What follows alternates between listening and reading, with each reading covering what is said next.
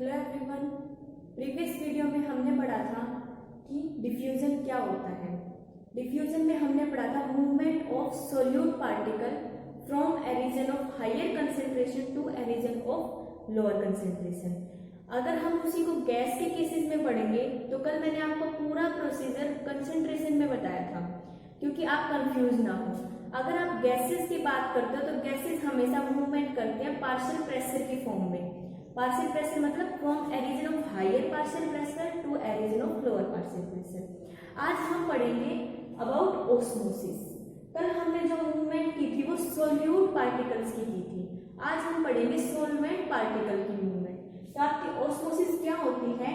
Diffusion of the solvent particle from a region of higher dilution to a region of lower dilution. That mean जहां पर आपके solvent particle ज्यादा amount में present है वहां से कम अमाउंट की तरफ डिफ्यूज करेंगे। तो कल हमने कंसंट्रेशन की क्रम में पढ़ा था, आज क्या पढ़ेंगे? सोलवेंट पार्टिकल की मूवमेंट फ्रॉम कहां से? डाइल्यूशन से कंसंट्रेशन की तरफ। कंसंट्रेशन कल मैंने आपको टर्म क्लियर की थी कि कंसंट्रेशन क्या होती है? अबाउट पार्टिकल्स ऑफ सोल्यूट, कि जहां पर सोल्यूट की अमाउंट ज्यादा है, और डाइल्यूशन क्या होता है? जहां पर सॉल्वेंट मतलब वाटर की अमाउंट ज्यादा है। तो आज हम पढ़ेंगे वो सॉल्वेंट की मूवमेंट के बारे में कि वो किस किस तरीके से करता है। अगर हम बात करते हैं इन टर्म ऑफ एनर्जी तो हम बात करेंगे from a region of higher chemical potential to a region of lower chemical potential. इसकी chemical higher chemical potential to a region of lower chemical potential की तरफ आपकी मूवमेंट होगी सॉल्वेंट पार्टिकल्स की। अगर हम ऑस्मोसिस के डेमोन्स्ट्रेशन देखते हैं कि ऑस्मोसिस का प्रोसेस किस तरीके से हो रहा है, तो उसमें क्या है? हमने सॉल्वेंट की मूवमेंट पहले, सॉल्वेंट बेसिकली हम लेते हैं वाटर, ठीक है। तो आप जो देखोगे कि आपने बीकर लिया, एक क्रिस्टल फनल लिया, और क्रिस्टल फनल को आपने माउथ को किसी भी सेलोफियन मेम्ब्रेन से क्या क्या कवर कर दिया, बिल्कुल कंप्लीट कवर कर दिया इसके माउथ को। इसके अंदर आपने 10% शुगर सॉल्यूशन डालना। क्या डालना? 10% शुगर सॉल्यूशन। आपका जो शुगर सॉल्यूशन हो सकता है या फिर साल्ट का सॉल्यूशन हो सकता है, ठीक है, साल्ट का सॉल्यूशन हो सकता है। उसको आपने इस फनल के 1/3 पार्ट तक फिल कर दिया। फिर इसके अंदर आपने क्या डाला? वाटर। बीकर के अंदर जहां तक इसकी फनल की नेक है वहां तक आपने क्या डाल दिया? कंप्लीट बीकर में वाटर डाल दिया। इस वाटर के अंदर क्या होगा? आपका जो वाटर होगा यहाँ पर क्या डाइल्यूशन ज्यादा है, बट इन केस ऑफ आप क्रिस्टल फनल इसके अंदर क्या है? Sugar solution. दैट मीन्स यहाँ कंसंट्रेटेड सॉल्यूशन है। तो आपका जो वाटर है दैट मीन्स सॉल्वेंट है, वो कहां से मूव करेगा? From dilution to concentrated solution. From a region of, ऐसे बोल सकते हैं, higher dilute region to lower dilute region. From a region of higher chemical potential to low chemical potential की तरफ मूव करेगा। आपका जो वाटर होता है उसकी फ्री एनर्जी क्या होती है? बिल्कुल हाईएस्ट अमाउंट की होती है। तो केमिकल पोटेंशियल क्या होता है? जो आपका सॉल्वेंट के मॉलिक्यूल होते हैं उनकी फ्री एनर्जी को ही हम उसका केमिकल पोटेंशियल बोलते हैं। तो वो वाटर की आपकी हाईएस्ट होती है, तो वो वहां से मूव करेगा प्योर वाटर से सॉल्यूशन की तरफ में। ऑस्मोसिस की इतनी टर्म्स है, लेकिन उसमें एक मेन कंडीशन ये होती है कि ऑस्मोसिस का जो प्रोसेस होता है वो through a semi permeable membrane होता है। तो आप क्या बोलोगे? Diffusion of a solvent molecule from a region of higher dilution to a region of lower higher concentration, या फिर higher dilution to a region of lower dilution through a semi permeable membrane. Semi permeable membrane. अब जो मैंने आपका यहाँ पर सेलोफियन membrane use की है, that membrane is semi permeable. हमें पता है हमारी जो सेल होती है उस सेल के अराउंड में, आउटसाइड में क्या होता है? सेल वॉल होती है, और इनर क्या होता है उसके? सेल मेम्ब्रेन, मतलब जिसको आप क्या बोलते हो? Plasma membrane. आपकी जो प्लाज्मा सेल मेम्ब्रेन होती है क्या होती है? Plasma membrane. जो आपकी सेल वॉल होती है वो आयंस को फ्रीली मूव करने देती है, बट जो आपकी प्लाज्मा मेम्ब्रेन होती है सिलेक्टिवली होती है, मतलब कुछ मूवमेंट आयंस की होने देगी, सबको ही फ्रीली अलाउ नहीं करेगी। तो that membrane is known as semi permeable membrane. ठीक है, तो ये आपके क्या करेगी, पार्टिकल्स का मतलब जो आयंस है उनका मूवमेंट को कंट्रोल करके रखती है। तो जो ऑस्मोसिस का प्रोसेस होता है ये रिलेटेड होता है सेमी परमिएबल मेम्ब्रेन के आर पार। बच्चे टर्म लिख देते हैं पेपर में सिर्फ high movement of the solvent from solution to concentrate, तो उनका गलत हो जाएगी। आपको ये टर्म जरूर लिखना है सेमी परमिएबल मेम्ब्रेन के थ्रू। Note down. वो सेल होती है उसके अराउंड क्या की सेल मेम्ब्रेन, अंदर क्या होता है साइटोप्लाज्म। साइटोप्लाज्म के अराउंड अंदर होता है आपका वैक्यूल। जो वैक्यूल होता है लार्ज उसके अंदर होता है सेल सेट। जो वैक्यूल होता है उसके आउटर मेम्ब्रेन होती है टोनोप्लास्ट। क्या होती है, टोनोप्लास्ट। टोनोप्लास्ट क्या, अब ये क्या करेगी, सेल सेट जो होता है वो आपका होता है हायर कंसंट्रेशन का। कैसा होता है, higher concentrated as compare to cytoplasm. तो टोनोप्लास्ट क्या कर रही है, सेमी परमिएबल मेम्ब्रेन की तरह एक्ट कर रही है।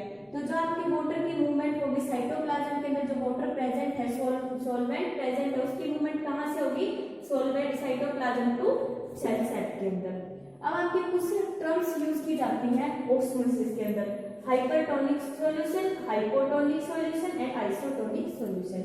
हाइपरटोनिक सॉल्यूशन आपका क्या होता है, जब आप मीडियम सेल को किसी मीडियम में प्लेस करते हो, बाहर एक्सटर्नल मीडियम, ये आपकी सेल है, अगर उसके अब सॉल्यूशन जो आप इसमें सॉल्यूशन डाल रखा है इस मीडियम के अंदर, इस मीडियम के अंदर अगर साल्ट की कंसेंट्रेशन क्या है, ज्यादा है, तो इस सॉल्यूशन को आप क्या बोलोगे, हाइपरटोनिक। मतलब इस जो सेल के अंदर जो आपके अमाउंट है उससे आपकी सॉल्यूशन के अंदर कंसेंट्रेशन ज्यादा है साल्ट की, तो ये डाइल्यूट होगा, ये कंसेंट्रेटेड होगा, इसको आप क्या बोलोगे, हाइपरटोनिक सॉल्यूशन।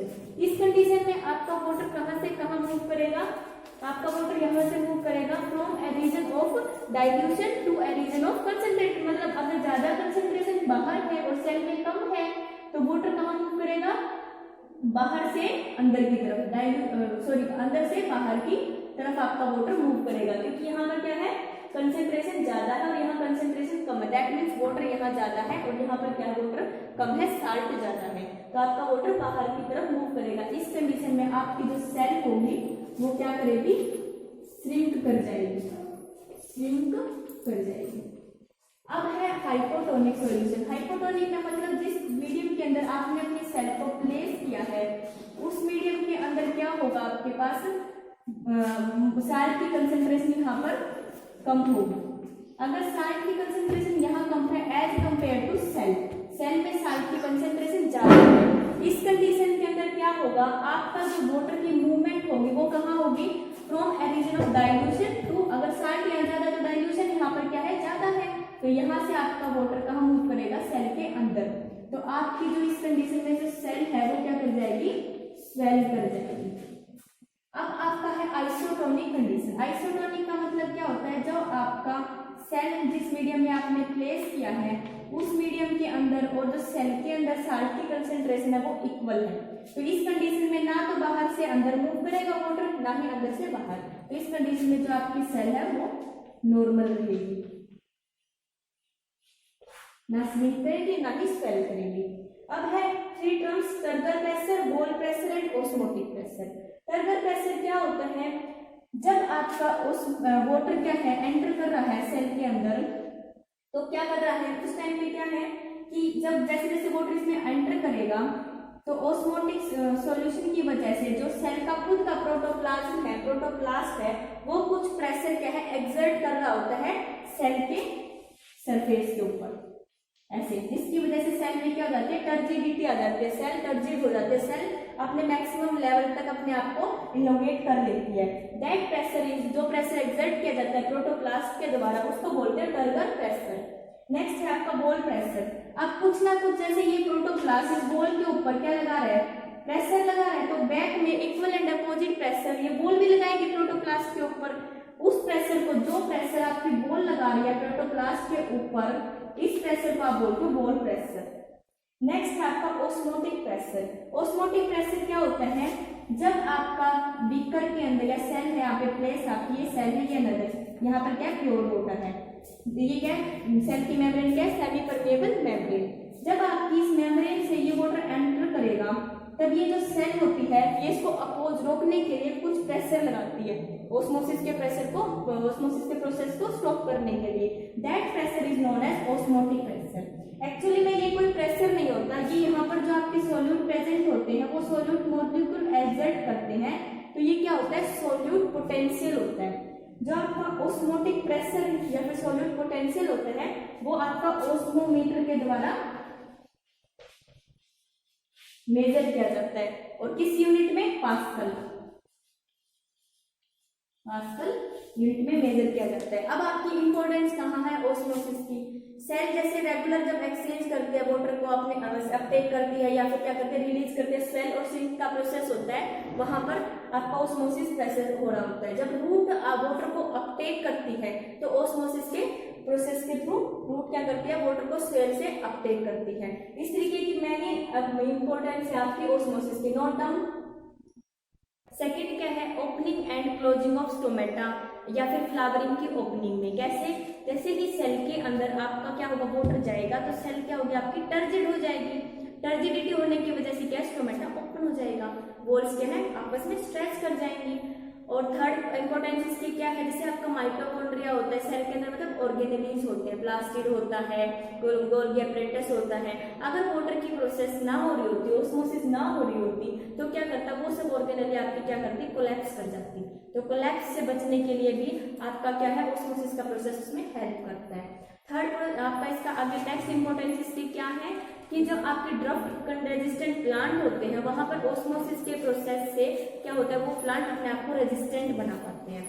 नेक्स्ट वन आपकी क्या है इसकी इंपॉर्टेंस, अगर आप बात करते हो सेल का, सेल क्या होती है उसके पास कोई ऐसा तो है नहीं हड्डियों का कोई स्ट्रक्चर और बोन्स प्रेजेंट हो जो उसको स्केलेटन प्रोवाइड करे, तो वाटर की अमाउंट की वजह से, हाई अमाउंट की वजह से सेल क्या है अपने आप को मेंटेन कर पाती है अपने साइज और शेप को। तो इसके अंदर क्या है ये सेल को एक स्केलेटन सिस्टम दे पाती है, स्केलेटन सिस्टम दे पाती है। तो ये आपकी कुछ इंपॉर्टेंट सिग्निफिकेंस है ऑस्मोसिस की। आप अच्छे से ऑस्मोसिस पढ़ लीजिएगा, अपने नोट्स मेंटेन कर लीजिएगा। Thank you so much.